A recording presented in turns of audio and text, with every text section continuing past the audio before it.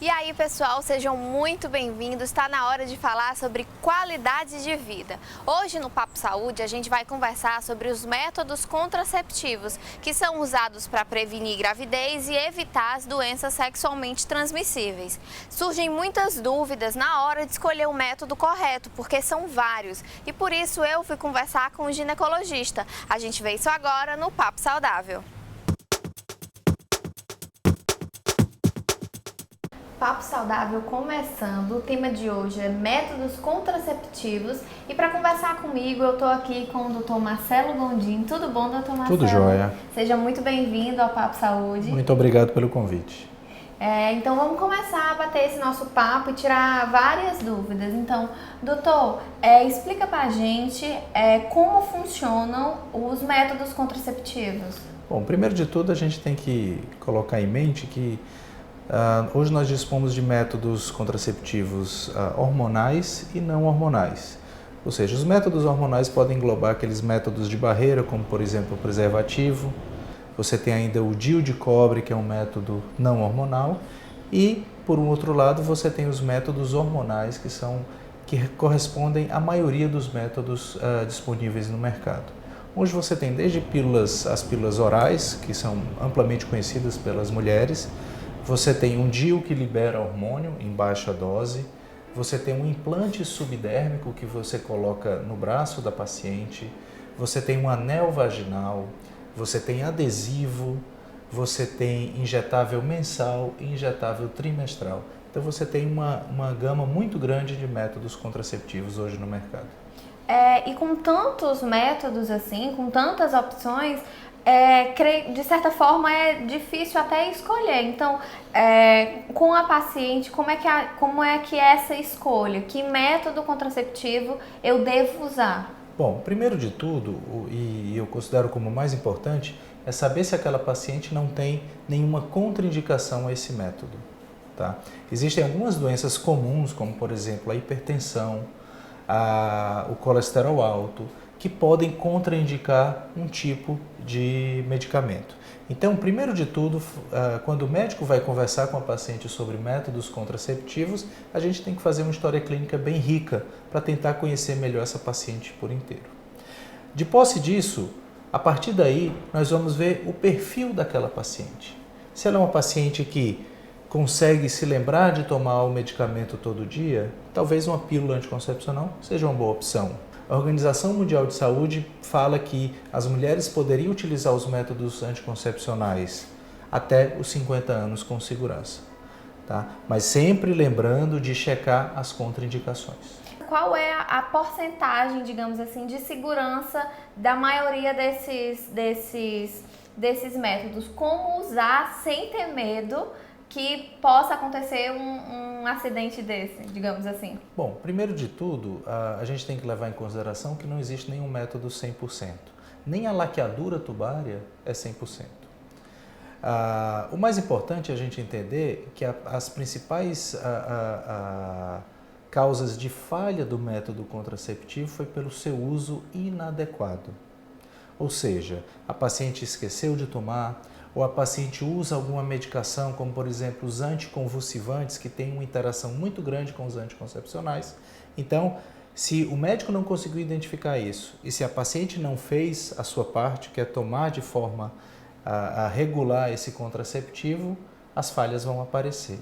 É por isso que hoje a literatura médica entende que os métodos de longa duração, que são aqueles que não precisam que a paciente se lembre de tomar todos os dias, são os métodos mais eficazes. Se você pegar todos os métodos hoje, qual que é o mais eficaz? O mais eficaz é o implante subdérmico liberador de etonogestrel.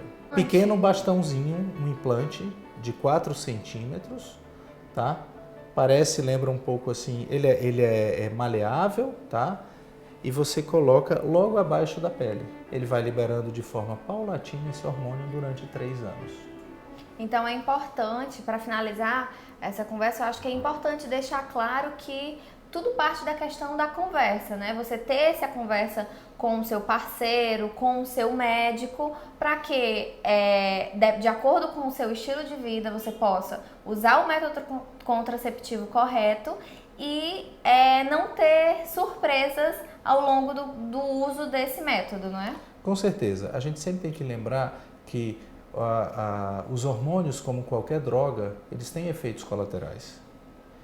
E é por isso que eu tenho que identificar, primeiramente, os fatores de risco dessa paciente. Se essa paciente tem fatores de risco para o uso do contraceptivo. E qual tipo seria melhor do que o outro nesse sentido. Uma conversa franca, uma conversa extensa para a gente tentar identificar. E a partir dali, eu vejo quais métodos essa paciente pode utilizar e colocar para ela os prós e os contras de cada método para que ela defina o seu método. Não é o médico que vai definir o método para a paciente, é a paciente que vai definir o seu método, levando em consideração as orientações dadas pelo seu médico. Ok, então acho que essa conversa foi muito interessante, a gente conseguiu esclarecer muita coisa, nós agradecemos muito, foi um prazer ter você aqui no Papo Agradeço Saúde. novamente o convite e estou à disposição. Obrigada, doutor. E a gente vai ficar por enquanto por aqui, mas daqui a pouco tem muito mais informação, não sai daí.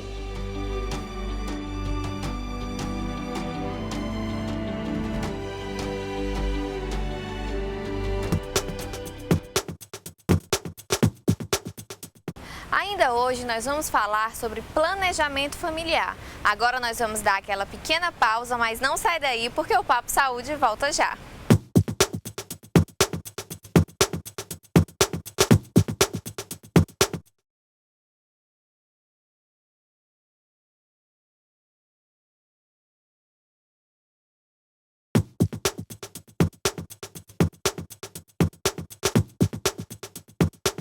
De volta com o Papo Saúde.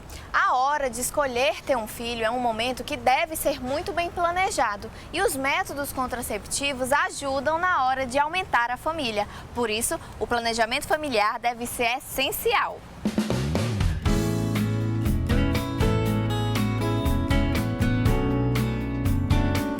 O sonho de ser mãe pode ser distante e vir com o tempo, como no caso da Lilian, que planejou a chegada dos filhos. Quando eu me casei, eu não tinha intenção de ter filhos, né? A minha opção era a minha vida profissional. Porém, ao passar dos anos, acho que se eu não me engano 3 anos de casados, eu vi a necessidade de ter um filho. E eu já vinha usando o anticoncepcional há um bom tempo, né? Resolvi parar, isso pelo meu primeiro filho. Aí parei, com 2 meses eu estava grávida. Eu resolvi ter um segundo filho, que foi uma menina. E aí, novamente, resolvi parar, só que dessa vez não foi tão rápido, né? Eu parei o método e ficamos por 2 anos tentando, né? Foi mais a ansiedade que atrapalhou.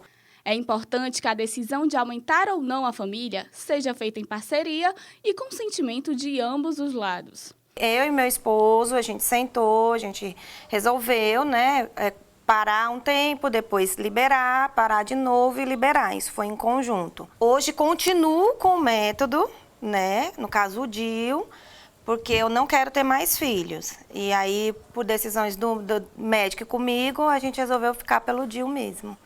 O planejamento familiar é o conjunto de ações que auxiliam as pessoas que querem ter filhos ou que pretendem adiar o crescimento da família. Na verdade é fundamental, né? É planejamento para tudo na vida e para filho não pode ser diferente, porque é uma coisa definitiva, né? Você não tem como voltar atrás e nem deixa de ser ex-pai, ex-mãe, ex-filha, essa condição não existe. E não é só a questão de gerar e parir. Você vai ter que prover a vida dessa criança até que ela tenha condição de caminhar pelas próprias pernas. Todo planejamento, para ser bem-sucedido, requer uma série de condições favoráveis e deve ser parte de um plano econômico. Educação, é alimento, é lazer, é atenção, é cuidado. Então é uma série de coisas que vai além do financeiro, né? E que você não vai poder deixar de fazer, porque a opção em ser pai e mãe foi sua. Planejar a família é tudo isso. Tem a parte biológica, tem a parte reprodutiva, a escolha do método, a forma de trazer esse filho ao mundo, mas todo um contexto que é muito mais amplo do que somente trazê-lo ao mundo, né? A assistência ao planejamento familiar é muito importante para o acesso à informação e a Universidade de Fortaleza oferece o serviço aos funcionários. Nós temos um programa de planejamento familiar na universidade, voltado para os nossos empregados. onde dentro do programa nós fazemos a dispensa gratuita de métodos contraceptivos, seja ele preservativo masculino, hormonais, orais, até o DIU, né? Então, todo empregado que procura, que tem interesse, ele participa do programa, que tem uma parte instrutiva, onde nós discutimos vários assuntos.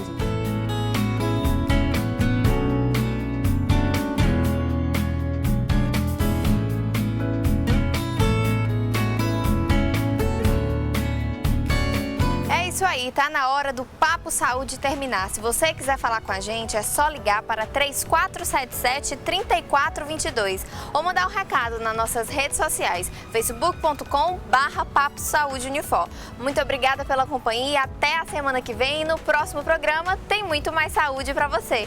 Tchau!